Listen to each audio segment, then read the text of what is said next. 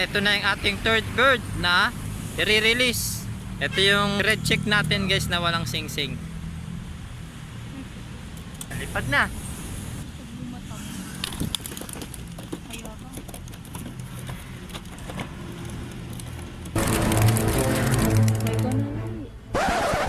Meron tayong loft visitor. Yan, napakaganda ng kulay niya guys. Yan o. Medyo marumi siya. Hilatisin natin siya ng maigi guys. Ang ganda ng kulay niya. Off color. Pagpapabukas na natin yung pagpapakawala sa kanya kasi di naligtas para sa kanya na pakawalan siya ngayong gabi. So yan, sa may-ari nito, shoutout sa'yo. Yan, dito muna matutulog yung ibon mo. Tomorrow. Ayan, patukain muna natin yung ating loft visitor. Kung sakaling malayo-layo hindi liparin niya, may babaunin siyang lakas sa liparan. Magse-self toss tayo ngayon guys. Ang gagawin natin is single toss katulad ng ginawa natin nung nakaraan. So yun, isasabay na natin siya pag release. Medyo ilalayo natin siya ng konti dito sa ating loft para siguradong hindi na siya makakabalik. So yun, mamaya na lang guys, i-ready na natin yung ating mga pliers. Later. Yan, good morning guys. Ito na yung ating loft visitor. Yan, hindi na natin siya pinakawalan kagabi kasi nga medyo unsafe na para sa kanya. Yan, hindi na sila nakakakita pag gabi. So yan, ito yung pagre-releasean natin sa kanya. Yan, napakalawak na area. Siguro naman sa gantong distansya hindi na siya makakabalik sa loft natin. So yan, ito yung kanyang ano guys, ito yung dati niyang sing-sing. Yan, ito yung kinabit sa kanya. Yan o, parang hikaw ng bata. Nagkabit tayo sa kanya ng additional na clip ring. Naglagay na rin tayo ng letter. Yan. Ang problema, parang nabasa nung uminom siya. Oh, no! So yun, pinatuka na rin natin to at pinainom na natin. So ngayon pakakawalan na natin siya. Sana makabalik ka sa tunay mong amo. Lipad na.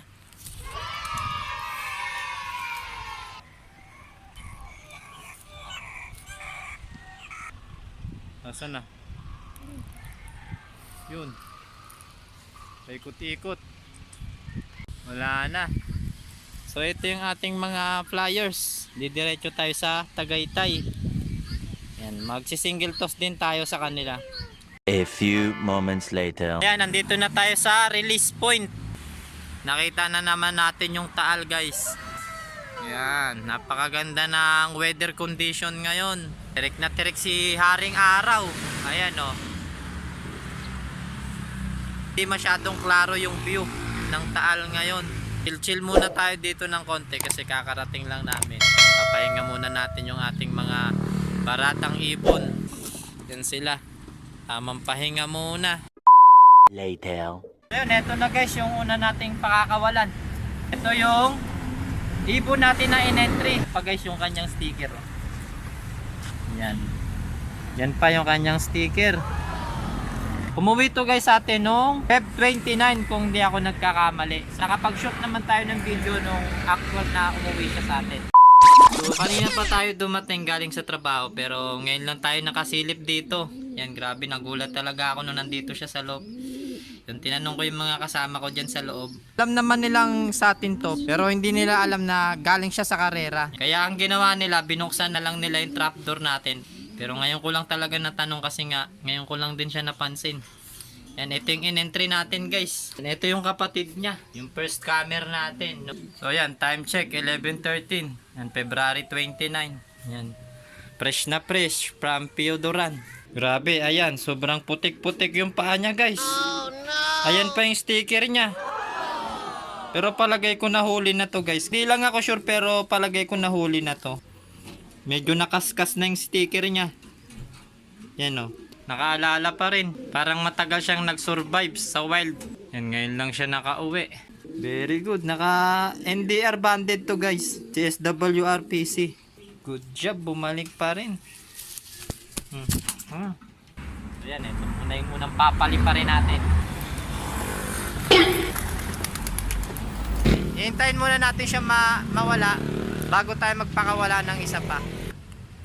Kayang-kaya niya na yan. Kasi mahaba-haba na rin yung nilipad niyan.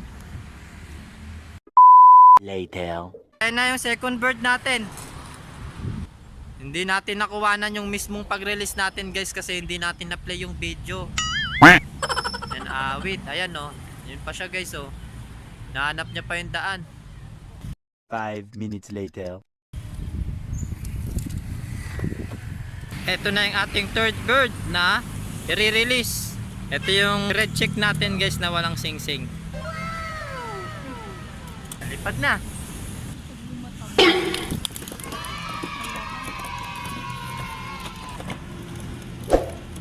Sana, wala na. Wala na guys, hindi na umikot si red check. Mukhang rumekta na. Ayun. Ang taas niya oh. Ayun, nawala na. Pauwi na ng Dasma yun guys. 5 minutes later. Pang-apat na ibon. Ito yung mismong umuwi nung araw na yon. 2 beses tayo na wrong pick sa ibon na to guys. Oh no!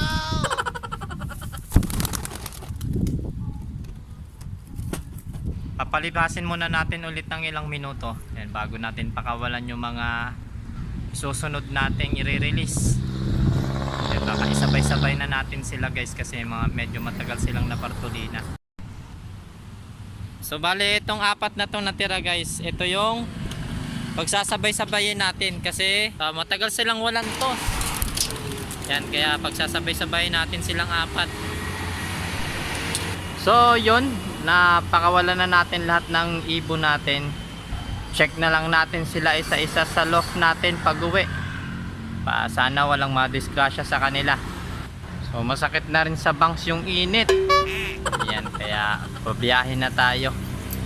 So good luck sa mga tropa natin. Sana makauwi silang lahat. Later.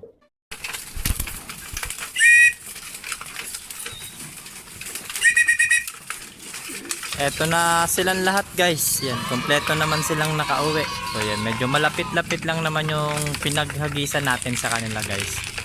No, na-estimated ko na sa 14 kilometer air distance lang yun guys.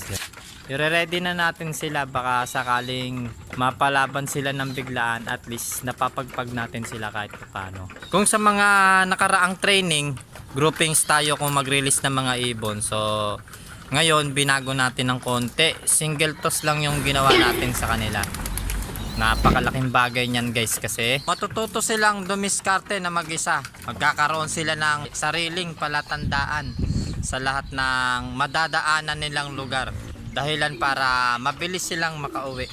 So hanggang dito na lang muna tong video natin. Like, share, comment, and subscribe. Hit the notification bell para lagi tayong updated sa mga bago nating ilalabas na videos. Kita-kits ulit tayo next vlog. God bless.